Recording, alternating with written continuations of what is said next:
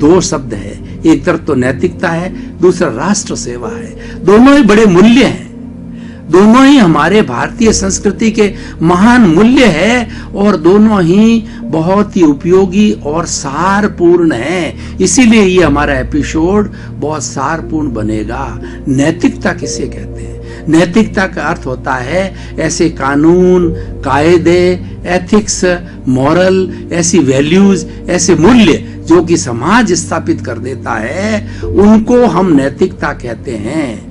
और इसके अतिरिक्त विरुद्ध कार्य किया जाता है वो अनैतिकता है, वो इलीगल है। और कोर्ट वगैरह जितनी भी न्याय प्रणाली है वो भी नैतिक विषयों को मान्यता देते हैं, अप्रूव करते हैं, इसलिए वो लीगल कहलाता है। और जो अनैतिक कार्य किए जाते हैं वो इलीगल कहलाता है।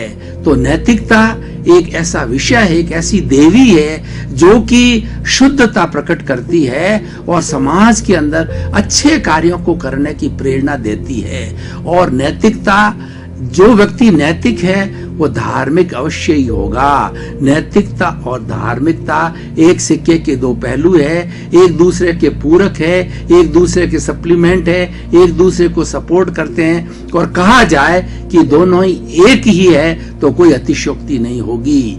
चाहे आप धार्मिक बने या न बने, पूजा पाठ करें या न करें, टीका वगैरह निकालें या ना निकालें, और जोर से जो है आप जो है अजान दें या न दें, और आप कोई भी धार्मिक प्रवृत्ति करें या ना करें, लेकिन आप नैतिक है, आप ईमानदार है, आप धोखाधड़ी नहीं करते हैं और समाज के द्वारा निर्धारित मापदंडों के अनुरूप जो है अपना कार्य करते हैं, तो आप सबसे बड़े धार्मिक कहे जाएंगे, सबसे बड़े धार्मिक होंगे। और ये मान्यता हमारे समाज ने दी है कि नैतिकता और धार्मिकता अलग अलग नहीं है, नैतिकता को धार्मिकता से जोड़ दिया है। चाहे कोई भी धर्म हो, चाहे कोई भी संप्रदाय हो, इस दुनिया के अंदर 365 तरह के धर्म दर्शन चलते हैं, लेकिन नैतिकता उसके सेंटर के अंदर है। जो व्यक्ति नैतिक नहीं है वो धार्मिक हो ही नहीं सकता। इसलिए नैतिकता, धार्मिक बनने के लिए नैतिकता पहली योग्यता है।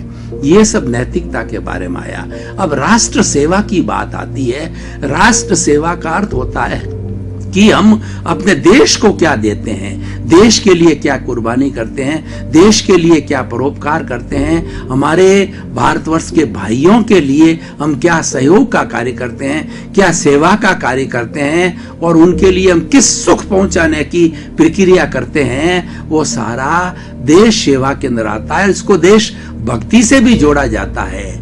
जो लोग हमारे फ्रंटियर्स के ऊपर है, सीमाओं पर कार्य कर रहे हैं, और वो हर वक्त अपनी जान को हथेली पर खेल करके, चाहे सर्दी हो चाहे गर्मी हो, लेह जैसे प्रदेश जहां पर कि -15 से 25 डिग्री तक टेम्परेचर, बर्फ गिरती है, हर वक्त बर्फ में रह करके भी वो हमारी सीमाओं को सुरक्षित रखते हैं। किसी भी घुसपैठिए को, किसी भी दूसरे के देश के व्यक्ति को हमारी सीमा पर आक्रमण करने नहीं देते, सीमा में घुसने नहीं देते, तारबंदी के अंदर आने नहीं देते। तो वह भी देश की सेवा है और वह भी देशभक्ति है।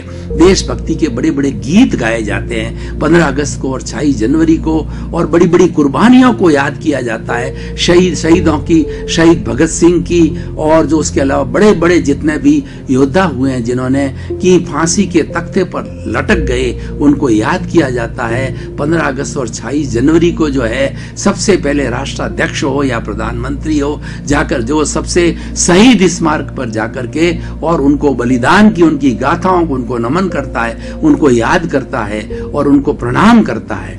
क्यों? कि उन्होंने देश सेवा की, वो देश के लिए कुर्बान हुए।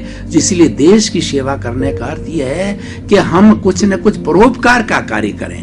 हम अपने स्थान में रह करके, हम अपने गांव में रह के, हम अपने शहर में रह करके जो भी अपने देश के लोगों के लिए करते हैं वो देश की सेवा कहलाती है। जैसे कि कोई अभावग्रस्त है, बेचारे लूले, लंगड़े, अपाहिज, विधवा, अनाथ, मूक, बधिर, अंधे, इन सबको किसी न किसी रूप के अंदर हम सेवा पहुंचाते हैं, इनका सहयोग करते हैं, इनको साधन संपन्न बनाते हैं। तो ये सेवा देश की सेवा कहलाती है। चाहे आप गांव में भी रहकर के सेवा करते हो तो अल्टीमेटली देश की सेवा कहलाती है।